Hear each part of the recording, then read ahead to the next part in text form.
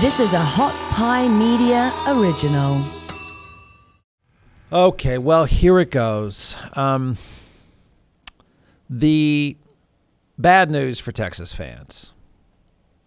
And I think you can use the eyeball test. So this would mean this is 6 minutes of football that's not 6 minutes, that Texas is worse than the numbers indicate. Texas is worse than the historically bad numbers would indicate. It's not something you probably want to hear. They lost over the weekend again. That's not a big surprise. This time they lose on the road to a West Virginia team that had won 4 games before beating Texas. It wasn't that shocking. It wasn't that surprising. That's not the point of what I'm telling you. For Texas, the season can't end quickly enough. Usually when you're in a bad stretch in football, you want to play your way out of it. That's kind of the thought process, that you need to get back on the field as fast as possible so you can fix it and play your way out of it. It's so awful for them in so many ways. They're one of these rare examples when I think most people would say, myself included, you just need to stop. Like, you just need to go home. You just need to get away from it. Nothing you're doing is working. I know that's sort of plainly obvious, but let me give you the ugly perspective on this. It's easy to get lost in all of the horrible and historic numbers for Texas. 5 losses in a row. You lose at home to Kansas. You're breaking bad records that haven't been broken since the 50s. Blah, blah, blah, blah, blah, right? But take a macro view. And the macro view is what should really bother you. The macro view is really what matters. Texas fired Tom Herman. Tom Herman had won 4 games in a row, won 7 a year ago. They fired him and paid him off during a pandemic when the campus is shut down. They thought they could do better. Fair enough. But here's the big picture view of any season. And this is what you have to think about. This is what makes it easier on the average fan. How best to judge a coach and coaching staff, especially a new coach and a coaching staff, sort of starting fresh. Here's the way you really want to judge them. Do they get better as the year goes on? Very simple measurement system here. Do they get better as the year goes on? Is there noticeable improvement?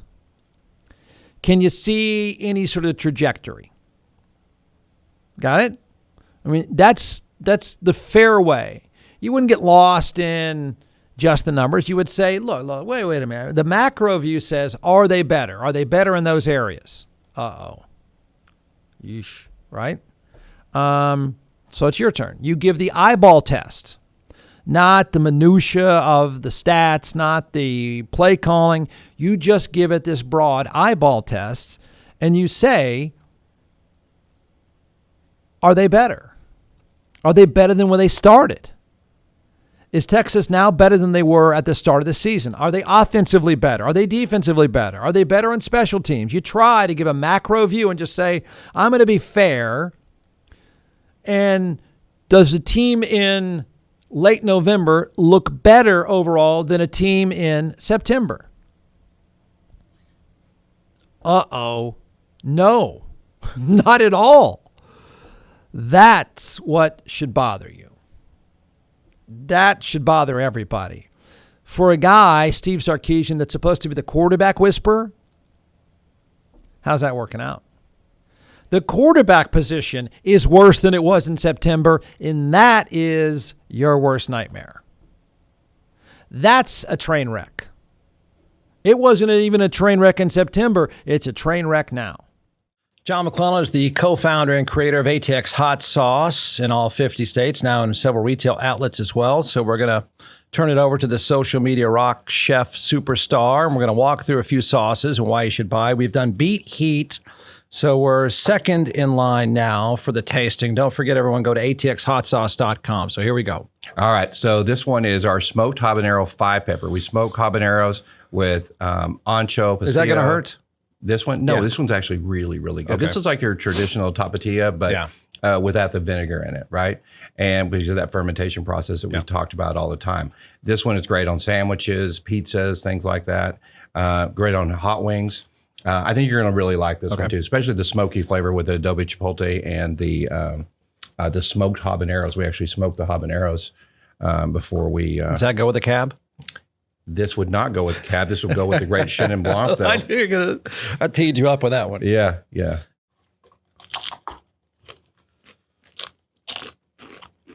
That is good. That's good. Isn't that good? It's just classic take. Well, it's a new take on a classic item. It's called smoked habanero 5-pepper. All right, don't forget One of my favorites. Don't forget atxhotsauce.com. You don't have to be a football expert, right? This macro view, you don't have to be a football expert. This is the thing that should worry Texas fans and his bosses. They're worse in every way. They're just worse. The eyeball test is pretty simple here. They're just worse. It's not just the numbers are worse. They're worse in every way. That's hard to do, and that's not a good look. For instance, you take, I don't even think it's arguable, back in September, one of, if not the best running back in the college game. A guy who probably should have been in New York and may have been a Heisman favorite. He's ruined. He's flopping around on the ground.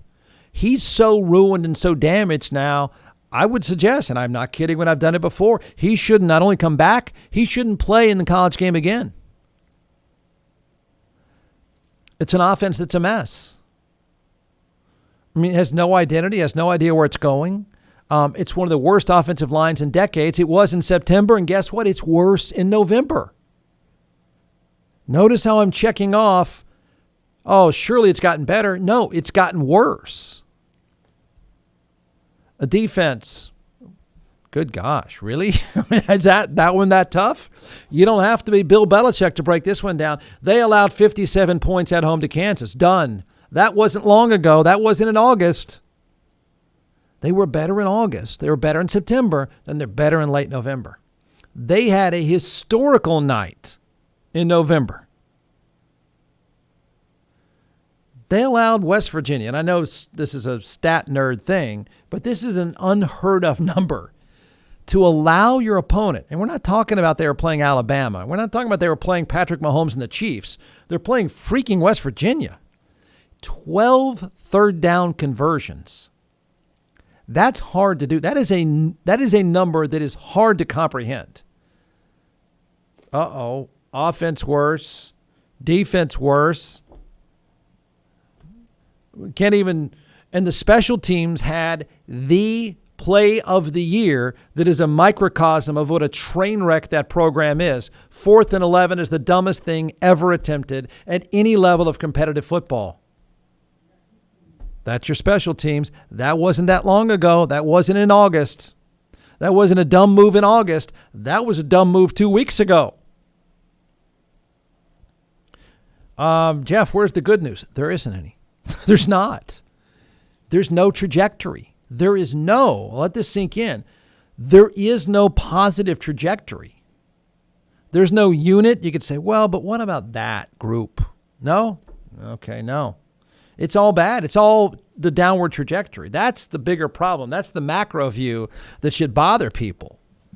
And this is a guy, not one area has improved. And the one thing you thought he was hired to do, and again, maybe it all changes a year from now. I don't know. But right now, you end the year worse than you started. Tom Herman didn't do that. His claim to fame is quarterbacks, and both of them are worse. He has 2 of them now, which means you have none. You have 2, you're a mess. You have 2 that are worse than they were in August. Big picture scorecard is awful. The eyeball test is awful. That's the one you're probably looking at now saying, I don't know about these numbers and 1950, whatever. Let me take a look at August and compare it to November, and that is awful. When you say week 1 to week 12, are you better? And the answer is no, and not just no, it's far worse.